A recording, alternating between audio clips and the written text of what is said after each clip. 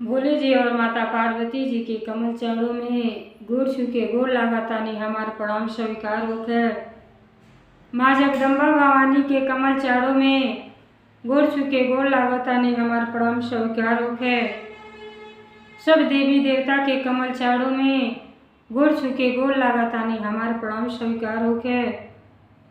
नीलम दीदी और हरेंद्र भैया के कमल चरणों में गोड़ छूके गोड़ लागतानी हमार प्रणाम स्वीकार होखे। सब गुरु भाई बहना के कमल चरणों में गोड़ छूके गोड़ लागतानी हमार प्रणाम स्वीकार होखे।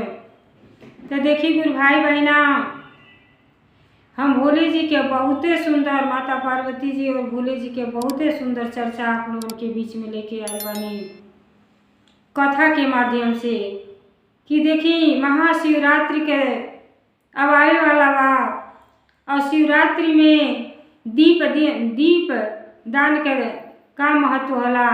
दीप जलौले से भोले जी केतना प्रसन्न होली और दिन निर्जला व्रत सब रखेला। उसे कौने चीज़ के कौने पुण्य के प्राप्ति होला। तो ये सब कथा सब जब पूरा सुनो तो आप लोगन के आनंद आई और ज्ञान भी मिली। तो देखिए एगो भक्त कौने तरह से भोले जी के और कैसे कैसे पूजा कैने और उनके शिव धाम में मिलल और हे जब ये कथा पूरा सुनब सबे तबे आप लोगन के समझ में आई। कथा बहुते सुंदर बा। तो देखिए गुरु भाई बहना, हमार कथा ही अगर आप लोगन के अच्छा लगी तो कमेंट में हर हर महादेव और माता पार्वती जी के नाम जरूर लिख दे जा। और जे भी चैनल पर नया हुई वो हमारे विधाता ज्ञान चैनल के सब्सक्राइब कर दे ताकि सुंदर सुंदर कथा आप लोगों के पास वीडियो के माध्यम से पहुंच सके। तो देखिए गुरु भाई बहना, बहुत ही सुंदर चर्चा बा। एक तो ब्राह्मण रहने और बेचारा घर से उनका माँ बाप निकाल देले रहना और बेचारा कोनो चीज़ के ज्ञान नहीं रहे। पढ़ाई लिखाई थोड़ा बहुत कैलहू रहना लेकिन ओकर कबो इस्तेमाल ना कैले, ऐसे जौन भी ज्ञान रहल सब बेकार हो गई। तो यही से कहल जाला कि जौन गुड़ अंदर बा तो अगर पूजा पाठ जानत हैं तो जब पूजा पाठ करो तबे आपके ज्ञान मिली। तो वो बेचारा घर से निराश होके निकलना आ इधर उधर भटकत रहना। बेचारा उनके कुछ और समझ में नहीं आवे कि हम करी तो का करी, कहाँ जाई और कैसे अपने जीवन के गुजारा करी। उनके कुछ और ज्ञान नहीं रहे। तो देखिए गुरु भाई बहना, अब जंगल में भटकत आना आ प्यास इतना तेज लगल बा लेकिन एक बूंद पानी उनके नहीं नजर आवता कि पानी मिल जाए और पी ली। और वह दिन तो समझी कि महाशिवरात्रि के दिन रहल और शिवरात्रि के दिने एक तो राजा रहना।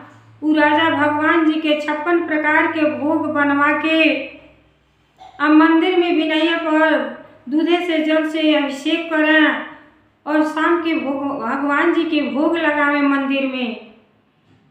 56 प्रकार के भोग भगवान जी के लगे शाम के। तो भी बेचारा दिन भर भ्रमण कैले, कहीं कुछ बेचारा के खाए पिए के ना मिलल। जब कुछ जब ना मिलला, जनता बाड़ी जब भूख लग जाले तो जब सब रास्ता बंद हो जाला तो चोरी के रास्ता अपना लेला सब। अब बेचारा परेशान हो गई, ना भूख से तड़पत रहला, ना पानी मिलता ना खाना मिलता। तो चलते देखी जंगल में एगो सुंदर के भगवान भोले जी माता पार्वती जी के खूब सुंदर मंदिर रहल। तो सोचला कि मंदिर में जरूर केहू न केहू कुछ भोग लगोले होई और चली वही चली के जानो शायद कुछ मिल जा खाए के। तो देखी गुरु भाई बहना, अब बेचारा मंदिर के तरफ जब गई ना आ पूरा दिन बेचारा अन्न जल ग्रहण कुछ ना कैले रहना, वैसा रहना बेचारा। अब मंदिर में गई ना तो देखी जात साँझ हो गई आज साझी के जितना 56 प्रकार के भोग राजा लेके मंदिर में आयल रहना, आज जितना उनकर नौकर चाकर रहना सब लेके आयल रहल सब सामग्री लोग। तो सोचल कि गदबेर निबूटी जा, ओकरे बाद भगवान जी के भोग लगा दिहल ना, आरती भजन होके। अब धैलई अब समझी सबकर आँख झपक गई और सब निद्रा में आ गई। और जब सब निद्रा में आ गई तो शिवरात्रि के दिने दीप जे जलावला तेरे घर में उजाला ही उजाला हो जाला। मंदिर में जे जी भगवान के सामने दीप जलावला ओकरे घर के हर संकट विपदा दूर हो जाला। उ दीपदान जौन कैले रहना राजा साहब, अब जब सभे सामग्री धोके और सब केहू लगल लड़खड़ाए, सब केहू के निद्रा आ गई। और जब सब केहू सूत गई तो वो ब्राह्मण सोचले कि ऐसे अच्छा मौका कौनो नहीं है। अब बेचारा धीरे से मंदिर में घुस गई ना, और जितना लोग गई है सब केहू के आँख लग गई, सब निद्रा में आ गई। और ई गई ना तो देखो था ना कि जब दीपक जलत रहल वो बुझे बुझे भइल रहल। अब देखी उनके तो कुछ ज्ञान नहीं रहल, एकदम अज्ञान रहना। अब का कइला, जौन अपने देह पर कपड़ा पहनले रहला कुर्ता पैजामा, और कुर्ता के फाड़ के और के बाती बना दिहला। अब बाती बना के दिया में लगा दिहला, दीपक जले लगल। जब दीपक जले लगल तब सोचना कि अब सब सामान दिखता, जौन मर्जी करी तो लेके खा लेबा। आज ऐसे सब सामान समेट के अब बाहर निकलता ना, तब तक ये जौन में से राजा के नौकर चाकर रहना लोग एक जनी के आँख खुल गई। उनके गोड़े में गोड़ जब लगल ठेस तो निद्रा उनको खुल गई। और जब निद्रा खुल गई तो देखो था ना कि भगवान के भोग लगावे वाला सामान के चोरी कोई के यही ब्राह्मण बाहर निकलता ना। अब वो लगने हल्ला करे तो देखी गुरु भाई बहना, जब वो हल्ला करे लगना तो सब आदमी जाग गए ने, जितना आदमी गए ना पूजा पाठ करे। और सब केहू मिल के वो ब्राह्मण के लगल मारे सब। और मारत मारत उनके बेचारा के मृत्यु हो गई, जिनका मृत्यु हो गई। लेकिन देखी गुरु भाई बहना, वो अज्ञान बस उनके कुछ ज्ञान नहीं रहल, उते उजेला कोयले के मारे लगोले रहना, वो ही नहीं जानते रहना। अरे जब कथा प्रवचन सत्संग सुनले रहता तब न ज्ञान रहत, कुछ में रुचिए नहीं रहे।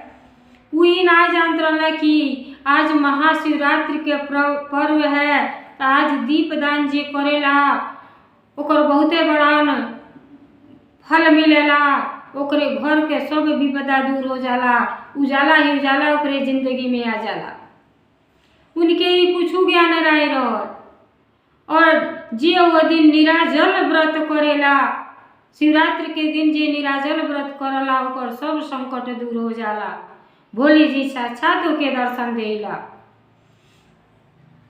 अब वो बेचारा अनजाने में सुबह से शाम हो गई रहल, लेकिन जल ग्रहण ना कैले रहना, कुछ बेचारा मुँह में ना डरले रहना। और जब उनका मृत्यु हो गई वहाँ, जब मृत्यु हो गई तो यमराज उनकर प्राण लेके जाए लगना। तो देखी भोले जी इतना उनके पर खुश भइली कि वो अपने शरीर के वस्त्र फाड़ के और दीपक जलौले रहना, मंदिर के उजाला कैले रहना। तो भगवान जी बहुते खुश भइनी, बहुते प्रसन्न भइनी। और अपन जब देखा तानी कि इनके मृत्यु हो गई तो आपन शिवधाम से देखा तानी कि वहाँ के दूत आवतानी, सब जटा बड़े बड़े फैलौले और सब आके यमराज के पास आ गए। सब कहते हे यमराज, इलाज तो के ना ले जाए है।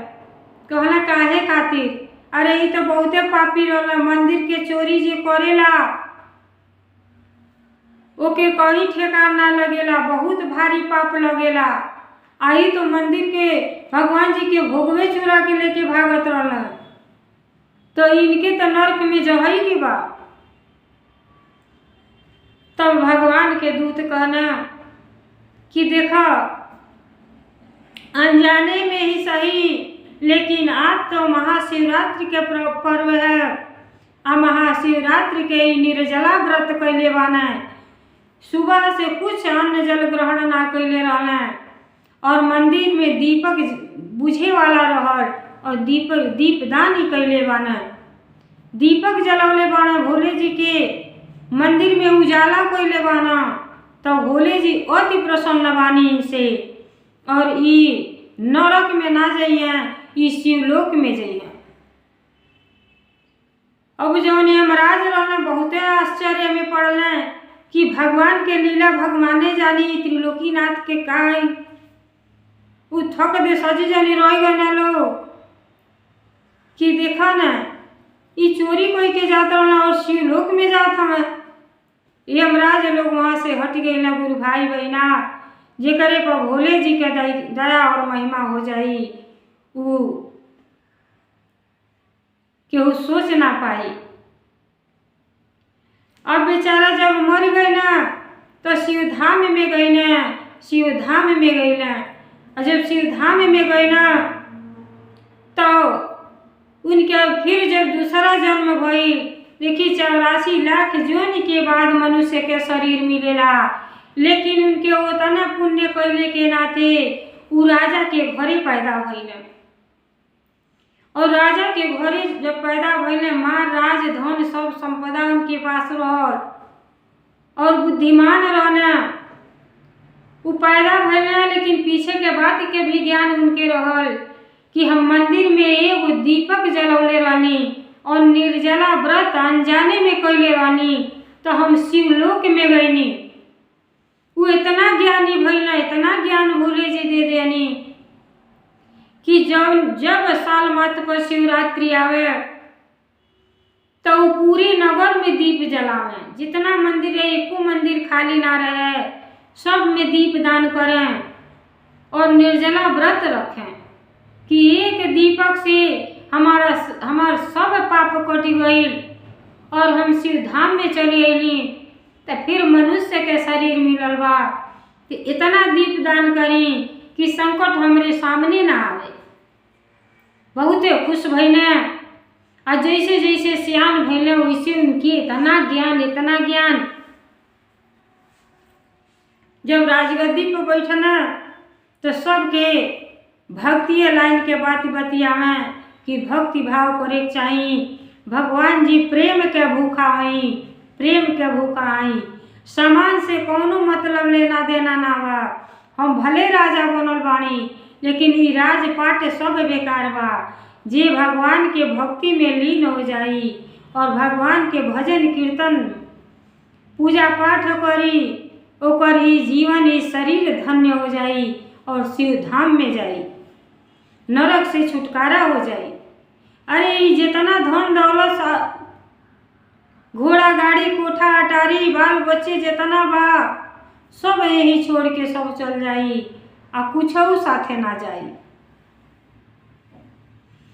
तब देखी, जब वहाँ राजा के रूप में पैदा भइले, तो हर शुक्रवार सोमवार के भोले जी के चर्चा करावे। शिव चर्चा होकर सब केहू बैठ के प्रेम भाव से सुने। तो देखी, अगले जन्म में के पछतावा रहे। तो जब राजा भइना, तब भजन के माध्यम से देखी जनता के का सीख दे रहल बाने। हे शिव गुरु कवने कलम से लिखली, भागीत दुखवा मोर नइखे ओरात हो। कवन कसूर शिव गुरु हमरा से भइल हो। कवन कसूर शिव गुरु हमरा से भइल हो। हे शिव गुरु कवने कलम से लिखली भागी त दुखवा मोर नइखे ओरात हो। हे शिव गुरु कवने कलम से लिखली भागी त दुखवा मोर नइखे ओरात हो। हे शिव गुरु कवने कलम से लिखली भागी त दुखवा मोर नइखे ओरात हो। बनला के सब शिव गुरु सखिया संगतिया हो। बनले के सब शिव गुरु संगिया संगतिया हो। हे शिव गुरु दुखवा में मुहवा ले घुमाई त दुखवा मोर नइखे ओरात हो। हे शिव गुरु दुखवा में मुहवा ले घुमाई त दुखवा मोर नइखे ओरात हो। हे शिव गुरु कवने कलम से लिखली भागी त दुखवा मोर नइखे ओरात हो। दुखवा में जनम लियली दुखवा में रही गईली। दुखवा में जनम लियली दुखवा में रही गईली। हे शिव गुरु सुख के मरमवा ना बुझाइल हो। हे शिव गुरु सुख के मरमवा ना बुझाइल त दुखवा मोर नइखे ओरात हो। हे शिव गुरु सुखवा के मरमो ना बुझाइल त दुखवा मोर नइखे ओरात हो। हे शिव गुरु कवने कलम से लिखली भागी त दुखवा मोर नइखे ओरात हो। दिलवा के बतिया हो हे शिव गुरु केहू ना बुझेला। दिलवा के बतिया शिव गुरु कुछ नाही सूझेला। उपाय त दुखवा नइखे ओरात हो। दिलवा के बतिया से शिव गुरु कुछ नाही सूझे। उपाय त दुखवा नाही हमरो राता हो। हे शिव गुरु कवने कलम से लिखली भागी त दुखवा मोर नइखे ओरात हो। अब कहता ना कि कवने कलम से शिव गुरु हमार भाग्य लिखली कि माय दादा हमके घर से निकाल दिया ना आ हम एक दाना के लाला पड़ गईल। एक बूंद पानी हमके ना मिलल और दिन भर हम वैसा रह गईनी। अब मंदिर में जब गईबो कैनी भोजन करे तो हमके मार मार के सब मुआ दिहल। घर से तो दुख पाके घर छोड़ के अइनी कि बाहर अपन आनंद मिली। तो बाहर आने के बाद हमके सब मार के मुआ दिहल। तो देखी गुरु भाई बहना और मरले के बाद भोले जी हमार साथ देनी तो हम राजा बन गईनी। अब यह चर्चा भोले जी के शिव चर्चा में राजा साहब कहतनी अपनी पहले जन्म के कांड बता रहल बानी कि हम एक गरीब पंडित का लड़का रहनी और हमके घर में से माई दादा हमके निकाल दिया नकारा समझ के। और जब कुछ खाए पिए के ना मिलल तो मंदिर में गईनी तो मंदिर में सब हमके मार के मुआ दियल। और दीपदान हम एगो कैले रहनी और अनजाने में व्रत कैले रहनी। तो देखी भोले जी हमके शिव धाम में पहुंचा देनी और राजा बना देनी।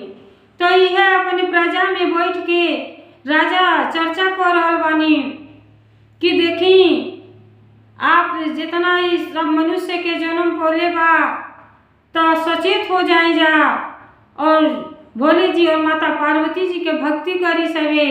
ई घर संसार में कुछ हो नहीं थे। आ देखी महाशिवरात्रि के पर्व आवे वाला बा तो हर घर में दीपदान होखे के चाहिए। और पूरे गांव में राजा ढिढोरा मिटवा दिया ना कि अगर जे दीपदान नहीं करी, निर्जला व्रत ना रखी, ओके हम मृत्यु दंड दे। अब बेचारा सबके जागरूक कर चाहता ना कि पूरा दुनिया संसार जितना नगरी बा सब उजेला हो जा। भोले जी के दया कृपा सबके ऊपर हो जा कि सब ज्ञानी हो जा। और भोले जी के ही महाशिवरात्रि के पर्व आवता तो एक लाभ उठा ले सब। अब देखी राजा अपने तो जनता रानी की दीपदान के लाभ का होला, राजा बन गईनी और प्रजा में भी इतना खुशहाल प्रजा के भी बना देनी कि सब एक मुंह से भोले जी के शिवरात्रि के दिने दीपदान करे और निर्जला व्रत रखे। तो देखी गुरु भाई बहना उह राजा इतना पुण्य इतना धर्म कर्म कैले रहनी कि फिर उह राजा हुए जौन कुबेर कहनी वह राजा फिर कुबेर के रूप में जन्म लेनी। इतना भक्ति भाव कहने कि कुबेर भगवान के आज के सब के पूजा पाठ करेला, खजाना के खान है। तो ये सब कैसे हुआ? सब भोले जी के दया और माता पार्वती जी के महिमा से सब कुछ हुए। राजा इतना पूजा पाठ कैनी, इतना दीपदान कैली कि वो फिर से जब मरली तो शिव धाम में गईनी और वहाँ से फिर वहाँ के जब तीसरा जन्म भइल तो वह राजा कुबेर के नाम से प्रसिद्ध हो गईनी। और भोले जी देखी कहाँ से कहाँ उनकी पहुँचा दिए। तो देखी गुरु भाई बहना ये चर्चा बहुते सुंदर बा, लेकिन ये चर्चा के जब आप सभी पूरा सुनो तबे आनंद आई। तब भगवान जी रंग से राजा बनावत देरी ना लगेला।